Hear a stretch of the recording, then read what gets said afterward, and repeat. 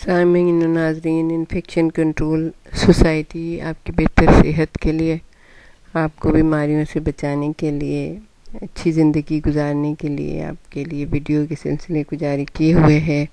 ہمیں امید ہے کہ آپ اس کو سن رہے ہوں گے اور اس پہ دیکھ رہے ہوں گے، اس کے اوپر عمل بھی کر رہے ہوں گے اور یقیناً بہتری کا احساس بھی ہو رہا ہوگا۔ اب ہم آپ کو یہ بتائیں گے کہ معدے کے بھر جانے کا احساس اور بھوک مٹنے کا احساس کس طرح سے پیدا ہوتا ہے، کہ انسان کو کیسے پتہ چلتا ہے کہ اب اس نے مزید کھانا نہیں کھانا ہے۔ ایک غذائی تحقیق کے بعد سائنسدان اس نتیجے پر پہنچے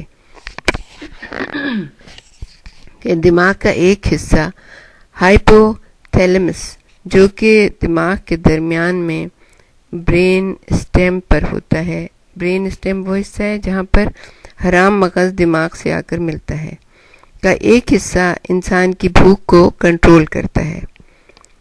مثال کے طور پر دماغ کے اس حصے سے 2 کیمیکل نکلتے ہیں جو جسم میں خوراک کی طلب واقع ہو جاتی ہے۔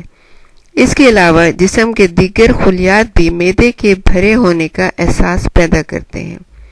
1995 میں راک فیلر یونیورسٹی کے غذائی ماہرین نے ایک جین دریافت کیا جو کہ فیٹ سیل میں پایا جاتا ہے۔ فیٹ سیلز وہ ہوتے ہیں جہاں پر چکنائی ذخیرہ ہوتی ہے۔ یہ جین ایک ہارمون جو کہ لیپٹن کہلاتا ہے، لیپٹن جیسے کہ یونانی لفظ ہے، اس کے معنی ہیں پتلا ہونے کے۔ اس ہارمون کو فرائیڈ مین نے 1994 میں دریافت کیا۔ لیپٹن کے ذریعے ہمارے جسم کو پتہ چلتا ہے کہ کتنی چکنائی ہمارے جسم میں ذخیرہ ہے۔ اس اندازے کے بعد پھر اسی ہارمون کے ذریعے ہمارے جسم کو مزید خوراک کی طلب پیدا ہوتی ہے۔ اس کے علاوہ لیپٹن ہائپو تھیلمس کے ہارمون NPY جو کہ بھوک کا احساس پیدا کرتا ہے اس کو بھی کنٹرول کرتا ہے۔ جب ان ماہرین نے لیپٹن کو بریڈ میں حل کر کے چوہوں کو کھلایا تو ان چوہوں کے مقابلے میں جنہوں نے سادہ بریڈ کھائی تھی اسے تیزی سے ہضم کیا۔ بعض ازاں یہ بھی نوٹ کیا گیا کہ ان چوہوں میں وزن کی کمی بھی واقع ہوئی ہے۔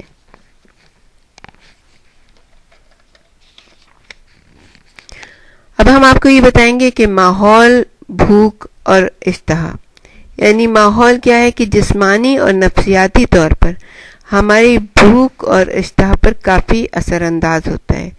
کبھی ہم عام ماحول کی بدولت عام روٹین سے ہٹ کر زیادہ کھا لیتے ہیں اور کبھی بہت کم کھاتے ہیں۔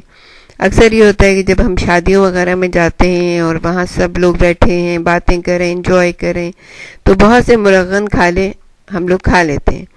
اور کبھی کبھی ایسا ہوتا ہے کہ کسی ایسے اکیلے ہیں، تنہا ہیں یا کوئی پریشان ہیں تو ہم لوگ بہت کم کھاتے ہیں۔ عموماً موسم سرما میں یعنی کہ سردیوں کے موسم میں بھوک بہت زیادہ لگتی ہے اور ہم زیادہ حراروں والی غذاؤں کو شوق سے کھاتے ہیں، جبکہ گرمیوں میں زیادہ کھانا نہیں کھایا جاتا، بہت گرمی لگ رہی ہوتی ہے اور کھانے کو دل بھی نہیں چاہ رہا ہوتا۔ سردیوں میں زیادہ حراروں والی غذائیں کھانے کی ایک وجہ یہ بھی ہو سکتی ہے کہ ان حراروں کی وجہ سے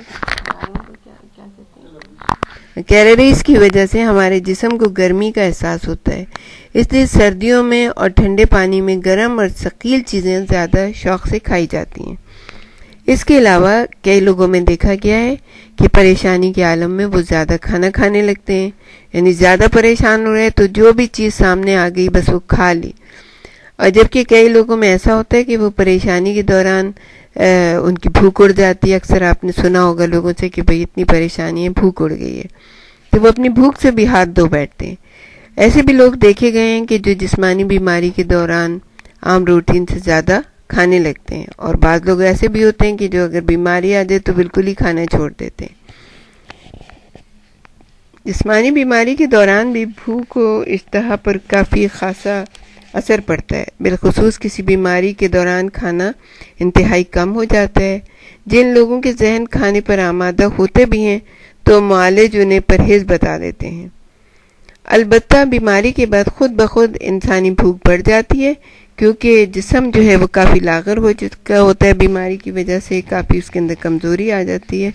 تو انسان کی قدرتی نیچر جو ہے نا اس کو یہ مجبور کرتی ہے کہ وہ کھانا زیادہ کھائے تاکہ اس کی جو کمزوری ہے وہ ختم ہو جائے.